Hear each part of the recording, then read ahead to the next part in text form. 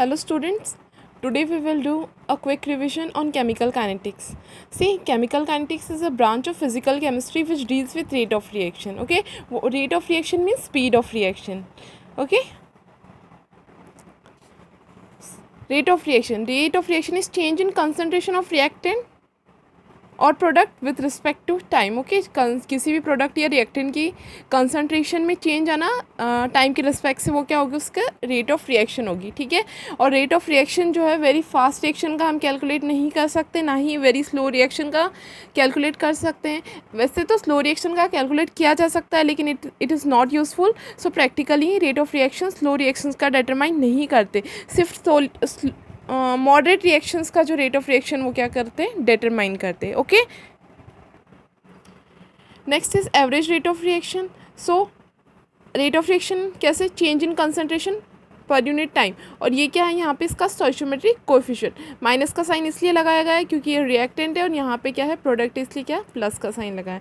Okay, अगर rate of appearance और disappearance हमें कैलकुलेट करना है तो हम मोड का साइन लगाते हैं, जहाँ पे हमें प्लस या माइनस लगाने की ज़रूरत नहीं है. Okay, so rate of appearance of Z, तो जेड अपीयर मीन्स प्रोडक्ट है ना, तो change in concentration of Z upon change in time.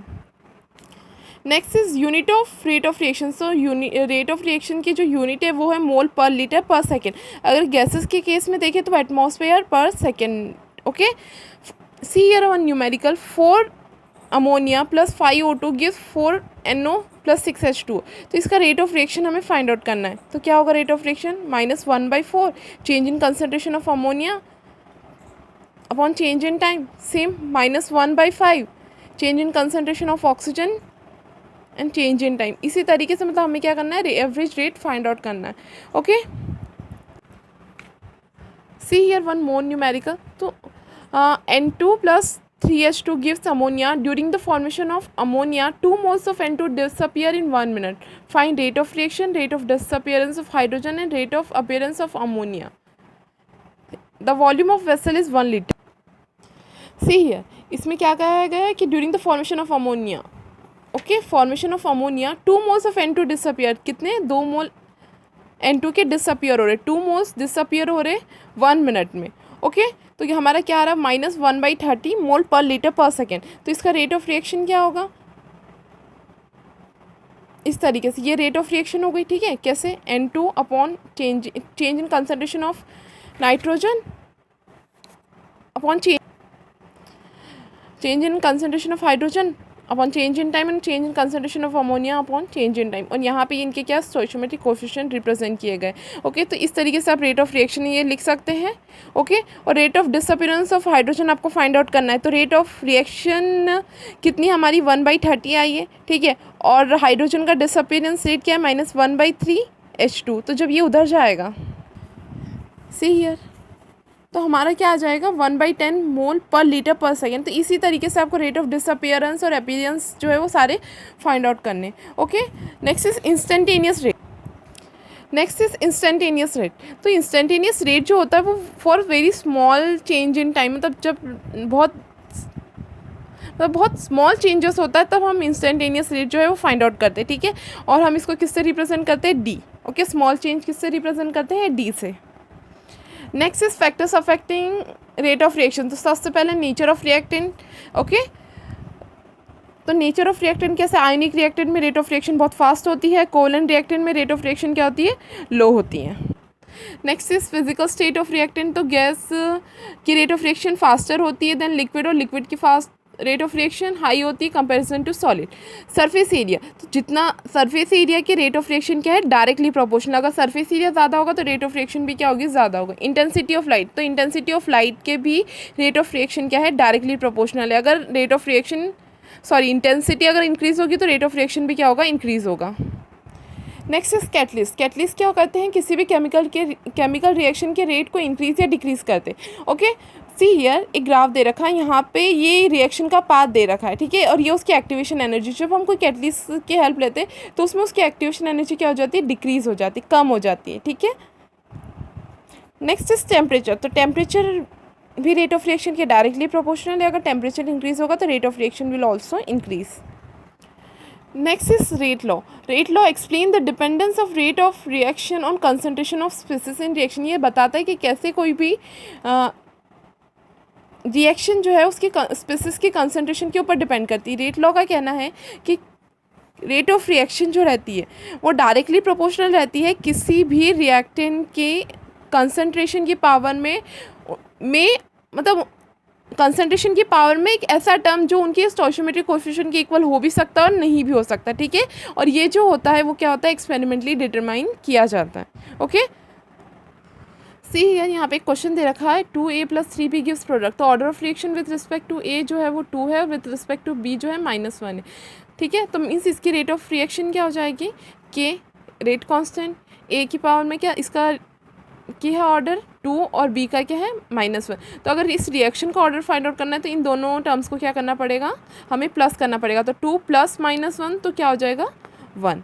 Okay, तो इस तरीके से हम क्या कर सकते हैं, rate law expression find out कर सकते हैं और ऑर्डर ऑफ रिएक्शन भी क्या कर सकते हैं, फाइंड आउट कर सकते हैं. ओके, अब इसमें दे रखा है कि what is the effect on rate when concentration is doubled, है ना. जब हम कंसंट्रेशन ए को डबल कर देते तो अगर कंसंट्रेशन ए की डबल हो गई मतलब 2a हो गई, ये हमारा रेट लॉ है. ठीक है, अब कंसंट्रेशन अगर 2a हो गई तो क्या चेंज आ रहा है हमारी कंसंट्रेशन में, ये हमारा एक्चुअल रेट था. ठीक है, अगर हम ए के रेट को डबल कर देते, ठीक है, तो जब हम इन दोनों को क्या करेंगे, एक दूसरे से डिवाइड करेंगे, मीन्स इक्वेशन 2 को इक्वेशन 1 से अगर हम डिवाइड करते हैं तो ये चीज़ हमारी कैंसिल हो जाएगी. मीन्स हमारे पास क्या आ रहा है, r' जो आ रहा है वो 2 का स्क्वायर आ रहा है, मीन्स 4 आ रहा है. मीन्स हमारा रेट ऑफ रिएक्शन जो क्या है 4 टाइम्स इंक्रीज़ हो रहा है. बेटा ये सारे न्यूमेरिकल्स जो है मैंने अपने प्रीवियस वीडियोस में आपको अच्छी तरह से एक्सप्लेन कर रखे हैं और आपको सारे न्यूमेरिकल्स जो है वो प्रैक्टिस करने. Okay, you have to practice all the numericals.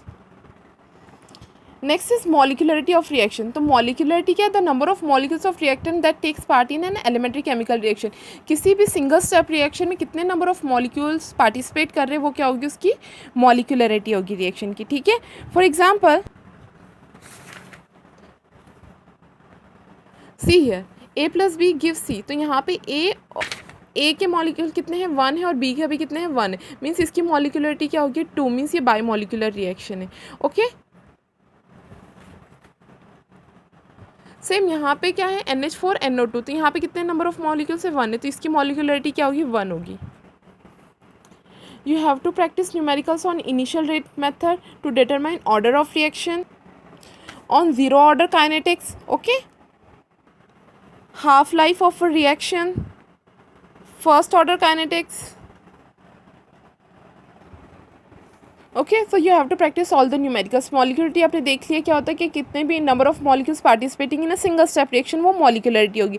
जैसे अभी हमने यहाँ पे देखा कि यहाँ पे कितने मॉलिक्यूल्स 2 पार्टिसिपेट करें तो उसकी मॉलिक्यूलरिटी क्या होगी 2 होगी. और ऑर्डर ऑफ रिएक्शन क्या होगी, इन दोनों का जो सम हो जाएगा वो क्या हो जाएगा, उसकी मॉलिक्यूलरिटी 1 + 1 क्या हो जाएगी 2. मीन्स ये इसका ऑर्डर ऑफ रिएक्शन होगा. सेम यहाँ पे क्या है 1, तो इसका ऑर्डर ऑफ रिएक्शन क्या होगा 1. यहाँ पे 2 है तो इसका ऑर्डर ऑफ रिएक्शन क्या होगा 2 होगा. Next is pseudo first order reaction. Pseudo first order reaction ऐसी रिएक्शंस होती है जो होती तो सेकेंड ऑर्डर की है लेकिन अपने आप को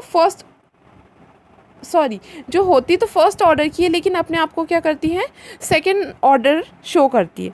ठीक है, जैसे इसका ऑर्डर ऑफ रिएक्शन 1 है ना, जैसे कि यहाँ पे मॉलिक्यूल्स 2 यूज़ हो रहे, मीन्स इसका ऑर्डर ऑफ रिएक्शन होना 2 चाहिए बट होता क्या है 1 है. मीन्स अपने आप को अपीयर करती है कि हम सेकेंड ऑर्डर है बट एक्चुअली होती क्या है फर्स्ट ऑर्डर. ओके, तो स्यूडो फर्स्ट ऑर्डर रिएक्शंस वो रिएक्शंस होती है जो अपने आप को सेकेंड ऑर्डर अपीयर करती है लेकिन होती क्या है फर्स्ट ऑर्डर.